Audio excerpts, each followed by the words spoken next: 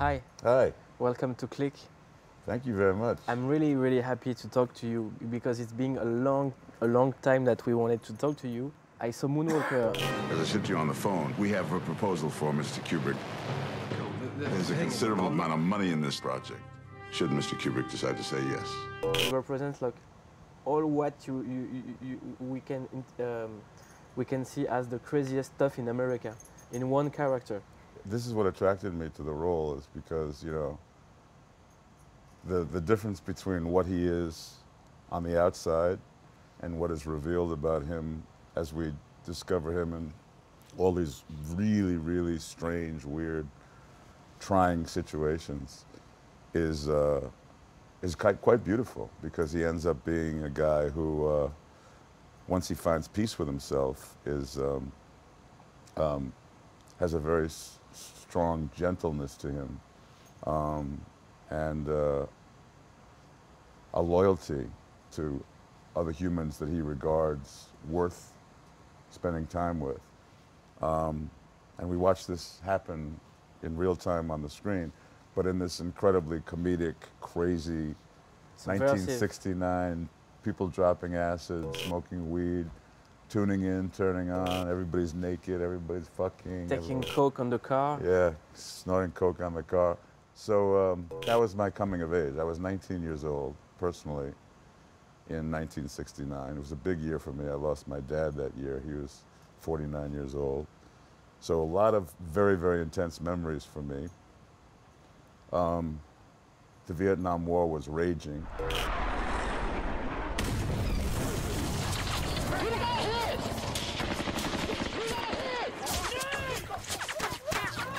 And I was eligible to go and maybe never come back. So I was grappling with all the politics of that. And meanwhile, you know, the Beatles,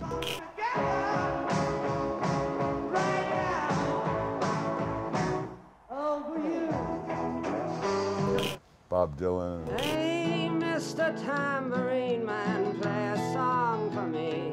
the Rolling Stones, and Always get what you want. the memory of JFK, and, you know, the world just wondering what the fuck it was, and where it was all going, and what are all these false promises.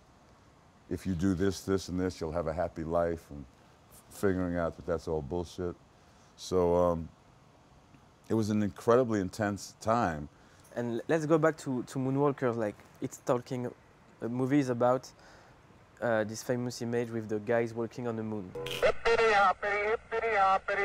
hopping over hill. And the conspiracy theories about that. Se sont-ils vraiment posés sur la Lune? Is there a fact that you still can't believe in history? No, I actually thought we went to the moon.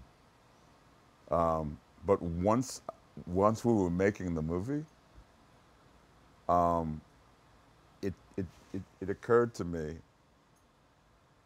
when Neil Armstrong steps out of the capsule and puts his foot down and says, "One small step for man, one giant leap for mankind." Who's filming him? So somehow that moment was a setup. And only because of filming Moonwalkers did it occur to me, like, they either arrived and they put a camera out there and they set it up and staged it, or it was Kubrick.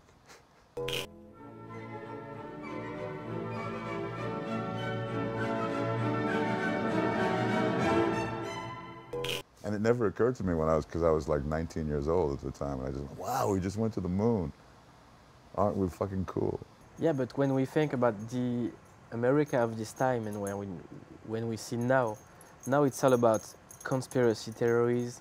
First sight he looks just like the average Secret Service spook, plus a very strange behavior and creepy movements. Suggest something else. To some sort of reptilian non-human form. Nobody knows who to trust in politics or who do not trust. Nobody knows who to vote for. Nobody knows if it's again useful to vote. When we see Moonwalkers, and when we see what was going on at this time, we have the feeling that the system won in the 70s. Well, the system always finds a way to have leverage over everybody else, which is basically all that winning is. Whoever has the most leverage wins. And if you threaten the powers that be and you become a real threat, they will find a way to win. So whatever change occurs in the curve of mankind is very gradual and very subtle. And I'm watching this crazy period, what we're going through in the United States right now, this presidential campaigning. Part of the beauty of me is that I'm very rich. And everybody wants to say, well, nobody's ever seen this before. That's bullshit. We've seen it all before. The only difference is we're in a 24-hour internet-fused world where now you are able to see all the shit that's always taken place ever since the founding fathers, you know, behind closed doors, the brutality of it, the deal-making of it, the jockeying for position of it all.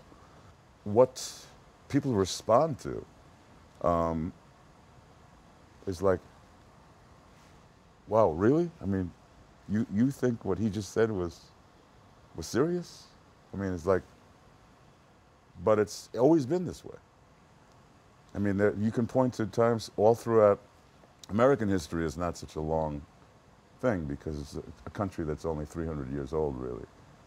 But, you know, you see in France and all the great European capitals, and these are countries that are thousands and thousands of years old, some even older. It's the same patterns. Yeah. You know, you gain power in order to do what? It usually is not to help people. It's usually to help yourself. But you know, in France, we always we had always the example of America is the country of freedom, and since 9/11 and the threat that U.S. and France have constantly, and the terrorist threat and all that happens, we have the feeling that there's no more freedom possible anywhere in the world.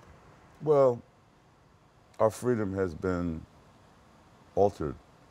You know, you have to take your shoes off at the airport now, and you can't carry a gun on an airplane. You know, I mean, so we've had to make adjustments, but I mean, America and France are still two countries where you're free to think what you want to think and say what you want to say unless you are truly a threat to the mainframe. And if you're truly a threat to the mainframe, people are going to look to take you down. But that's always been that way. But yeah, I feel free. I don't feel like... I would rather my country was using all of its intelligence and all of its power to prevent things like what you saw in Paris a month ago, and I have to take off my shoes at the airport. I would much rather know that I'm safe and still free. And I'm maybe not as free as I was before, you know, the insanity, this new form of warfare, this terrorism, which is savage and beastly and medieval. If anything, causing us to examine our freedoms even more closely and appreciate, you know, what a civilized world, how important it is to have human rights and human values and be able to express love for the downtrodden, the desire to lift people up. These terrorists are just the opposite. نحن المسلمين، نحن الذين نريد أن نقيم شرع الله في هذه الأرض. والله الذي لا إله إلا هو.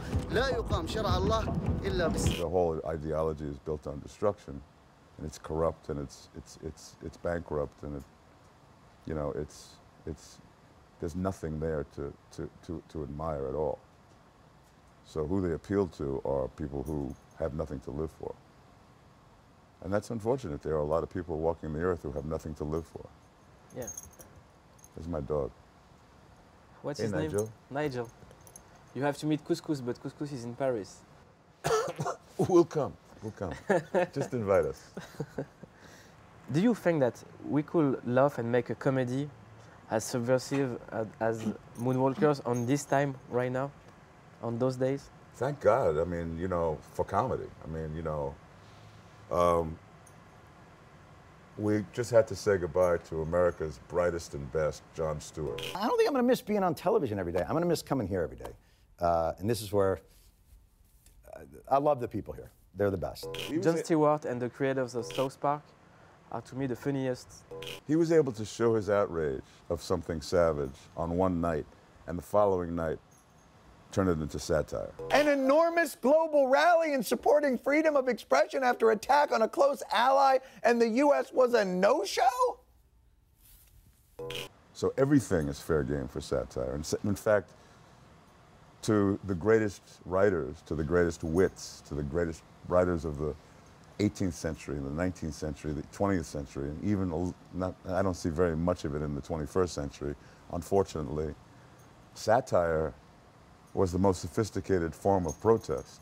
But when we watch all your career and all the plays that you have, you're always, I don't know how you do, but you always like in the flesh of a subversive stuff. Even in a blockbuster like Hellboy, even in a TV show like Sons of Anarchy. You know what sets me free? Pussy. Sweet, holy pussy. Even Beauty and the Beast, you are always of the side of the oppressed. It's funny because when I was a young actor, all I wanted to do was be a part of the big, you know, group hug, you know, called mainstream entertainment.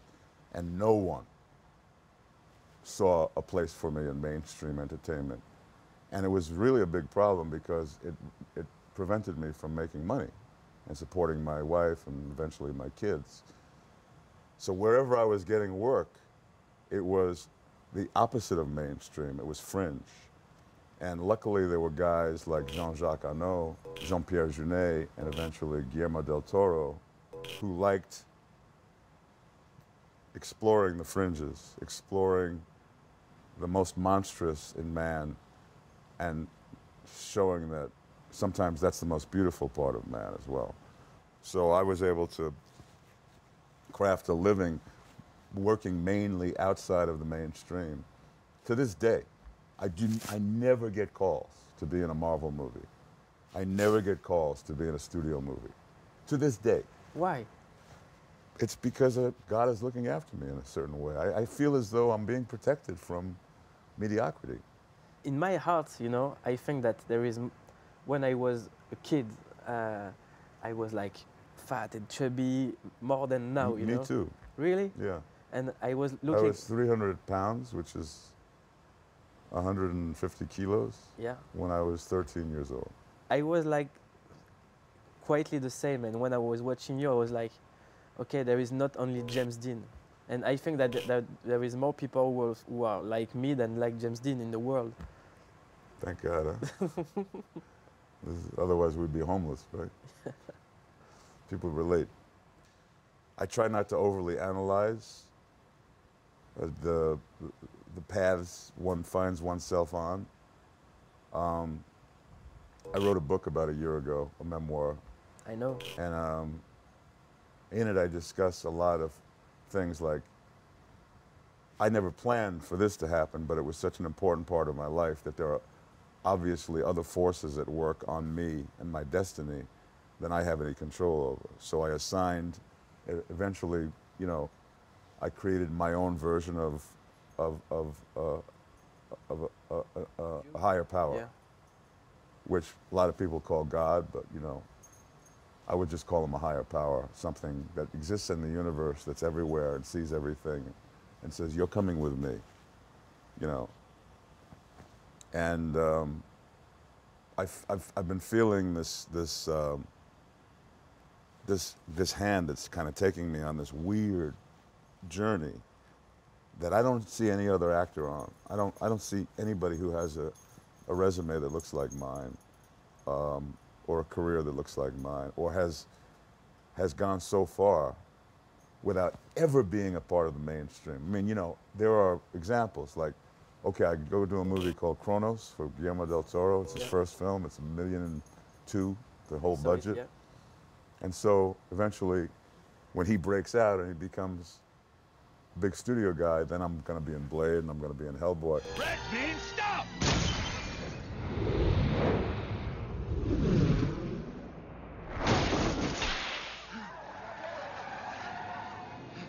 You all right? That's the only way I'm in a studio movie is because Guillermo takes me. Same thing with Jean-Jacques, same thing with Jean-Pierre when, you know, I do City of Lost Children.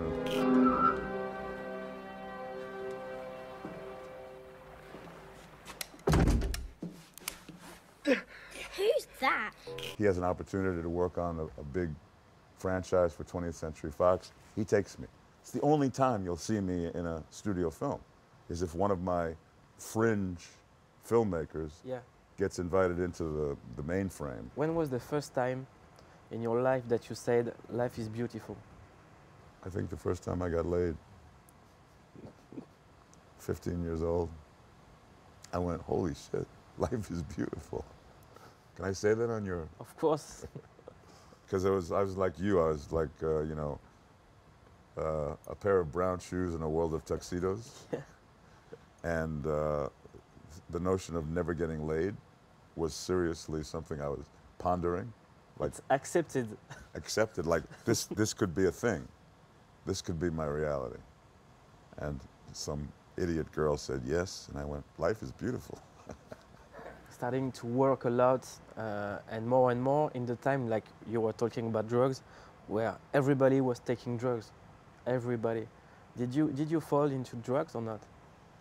No. I mean, I smoked some weed because I grew up in the 60s. All my friends were taking acid. I just was too much of a pussy to try to think that I could relinquish control. I was never really interested in relinquishing control or giving myself over to some set of circumstances that I may not like.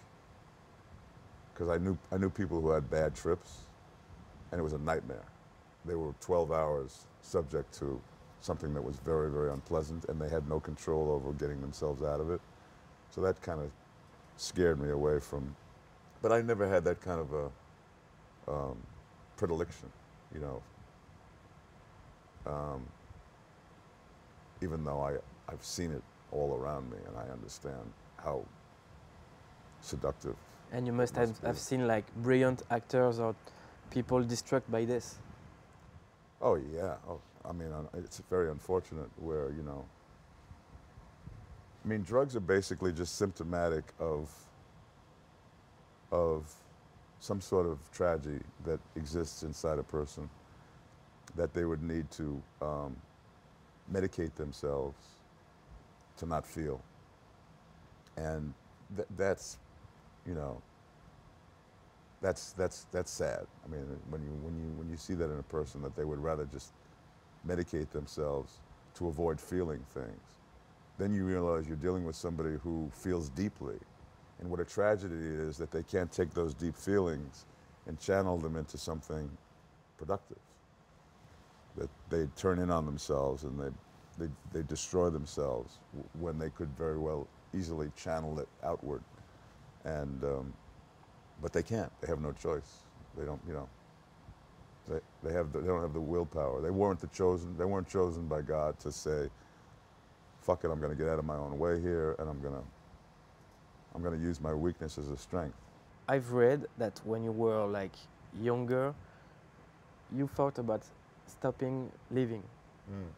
And is it from this experience that you found the strength that you have now? Oh my God, when you commit suicide, and then 2 days later you wake up and eventually realize I did everything I was supposed to do and it didn't work. There's something amazing. I mean, that's like a major moment in your life. And you can remain suicidal, or in my case, you become infused with this understanding, it's not my time. If it was my time, God would have taken me. It's not my time. So if it's not my time to die, then that must mean I'm here to do something. And all of a sudden, I got just empowered to move everything out of my way and finish what I started without ever equivocating, without ever doubting it again, no matter how bad things got.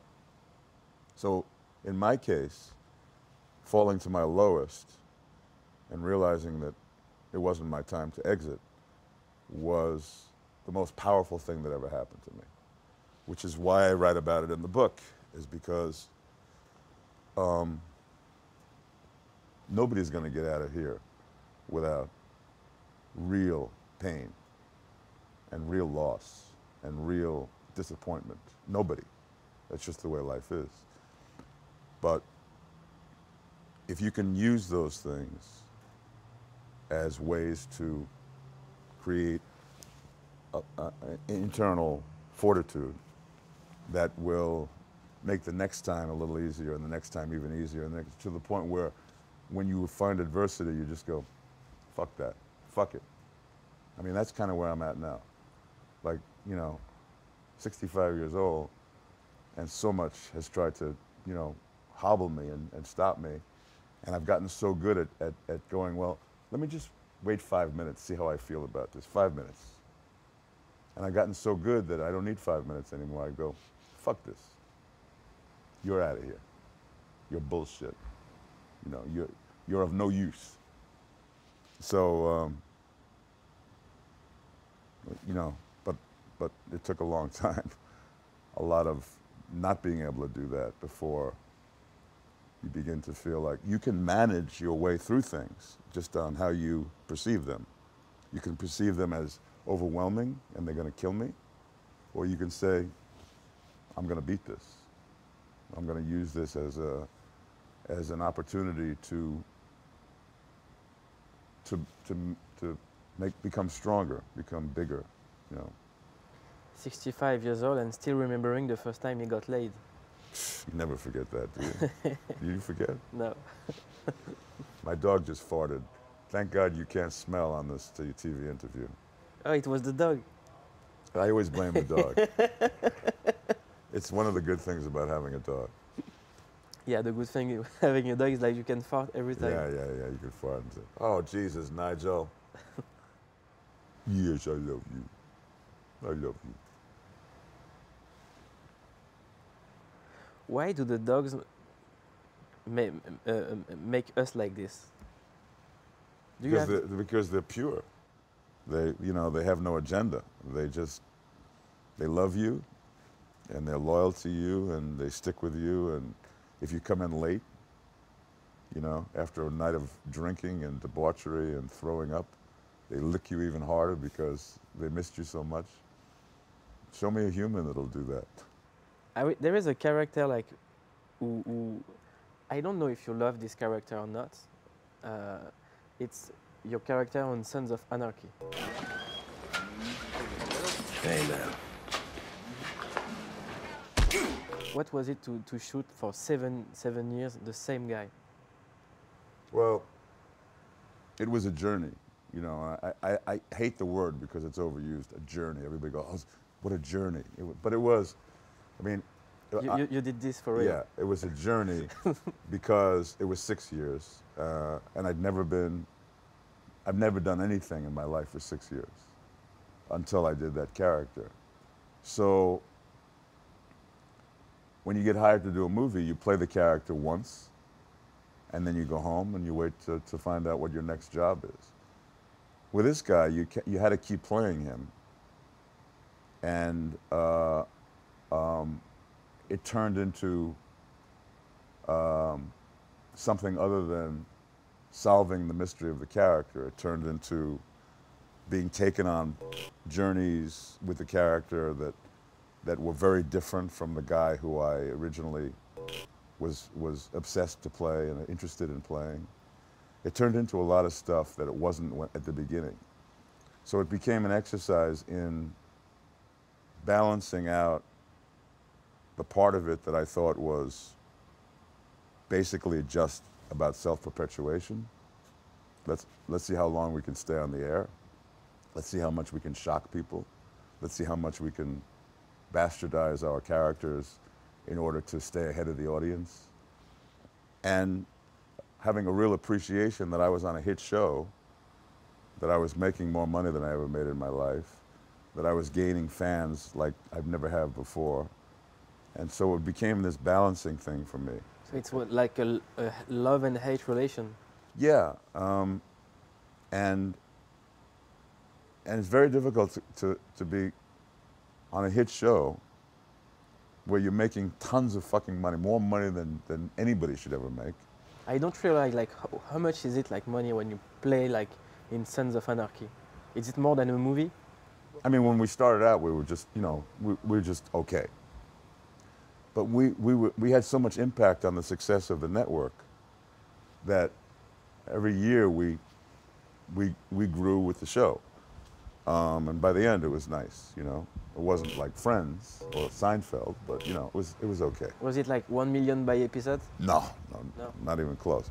But for, you know, a lower middle class guy who grew up not far from here in a two-bedroom, you know, cold water flat, it was impressive.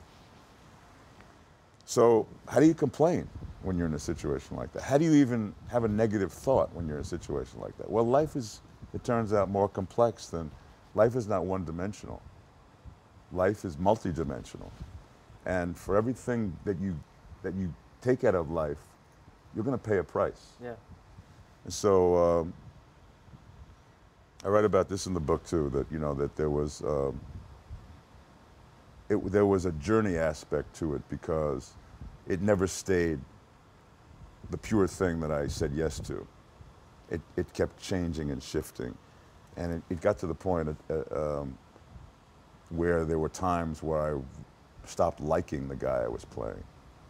And I've never, ever in my life played anybody that I didn't like. So it became a challenge.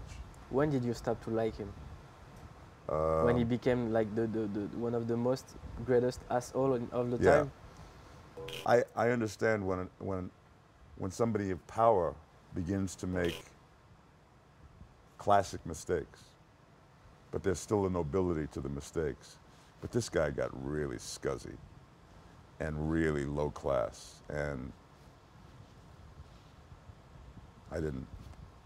it became uncomfortable, because I continued to think that because he was a king, and because at one point he was responsible for the well-being of a community, like all kings are, even bad kings, that there was a nobility that I always had to find. And sometimes it was impossible to find the nobility. But, you know, it's part of the journey, right? When you're in the street walking, are people telling you, hey, I saw you in Jean-Jacques Hano's movie, I love you, or hey, let's have a ride? It's 10-1, yeah. Sons of Anarchy.